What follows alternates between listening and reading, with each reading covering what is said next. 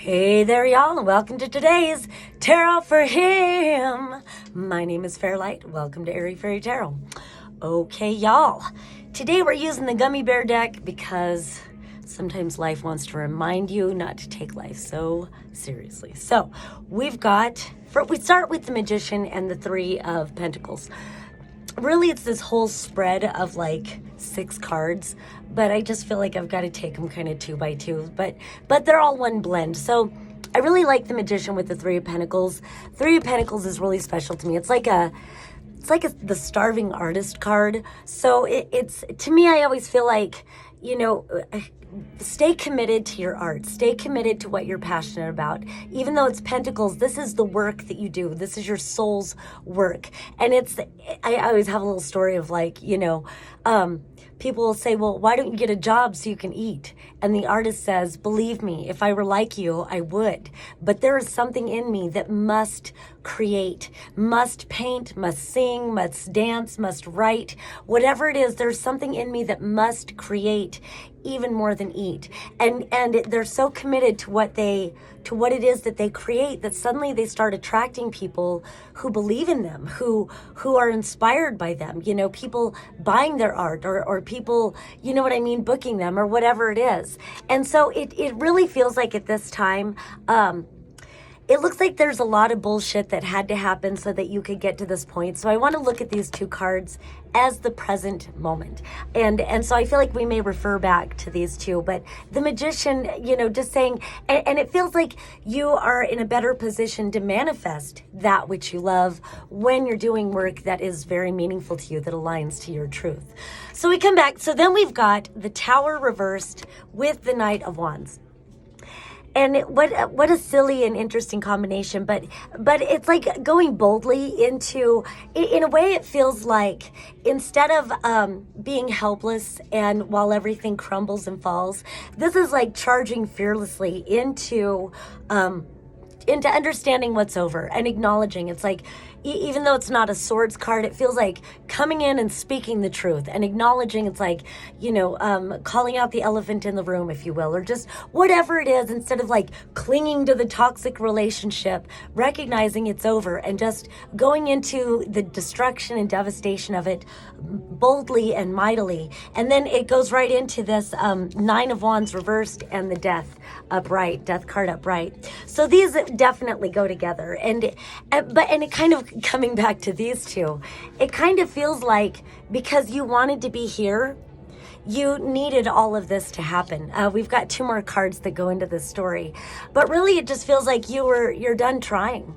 You're just done trying. So, this could be a work situation because it talks about the Three of Pentacles, or it could just be talking about your value. So whatever situation this is that had to fall, it feels like the work situation or the creativity project or whatever it is that supports what you're passionate about, that supports what your goals are about, that supports what your dreams are about. Whatever it is, this situation was only barring you from achieving those goals. So, Nine of Wands, you're tired of it. You're tired of pretending, tired of trying to hold things up. Just let it all fall the fuck down. And then you have this Death.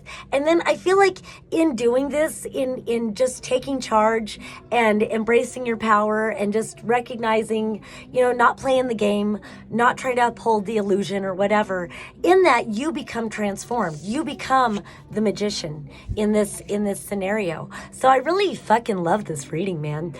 So bless and release it all. Allow the transformation to happen. And again, this is alchemy for you. When you take your power back from a situation that's toxic, from illusions that don't support your sincere, authentic growth, fucking taking your power back, you are transformed. And how beautiful that you are the Angel of Death as well as the Magician. And then underneath that, we've got the Queen of Swords reversed and the Ace of Wands on top. So it does kind of feel like, I don't know why it's a queen here, but it could involve a woman, of course, or just the energy. I feel like the Queen of Wands or the Queen of Swords reversed is a little or a lot meaner than the King of Swords reversed, just because, you know, she'll like cut her own fucking wrist.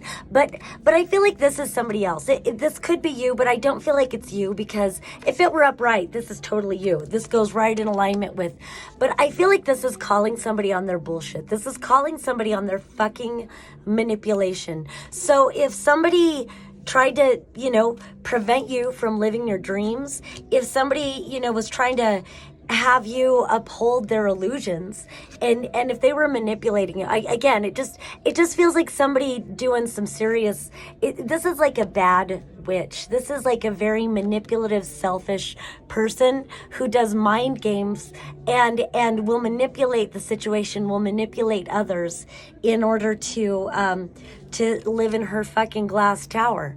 And it's good that you brought that shit down. Fuck that bitch. So you have gained mastery over this, and it feels like you're taking your power back. And it's the whole thing, like once you stop putting your energy into a toxic drain and you take that power back, and then you start nourishing yourself with your own energy, you start manifesting and creating a life with intention. You start valuing yourself enough to do work or projects or whatever it is that's meaningful to you. Then you get all this rush of power back, and then probably opportunities show up for you. And then I thought I was going to end there, but I really like this. And so it feels like not only does this situation go away, but with this, you've got brand new, it's like renewed passion, renewed inspiration, renewed ideas, renewed creativity. And then you've got the Seven of Pentacles. It's like you've got this whole new field and all these new seeds, all these new ideas with which to plant and which to work on. And then you got true love. And like, this really has nothing to do with the rest of this, but the Two of Cups, and I like that a lot of readers will say this can be you and you. This is you and your higher self. This is a blendedness, opening up your channel and allowing it to flow. But also, I kind of feel like once you acknowledge what wasn't honoring you, what was keeping you out of your own self-worth and alignment to your authentic, sovereign vibrational frequency, once you take that passion back and that power, and you start investing in yourself, suddenly your worthiness, you have this beautiful glow up, and then a true partner can come in and support your dream and support your vision, and probably they have a dream and a vision that aligns to yours, and so you can nourish each other in your future endeavors. All right, that's all I got. Peace and love until next time.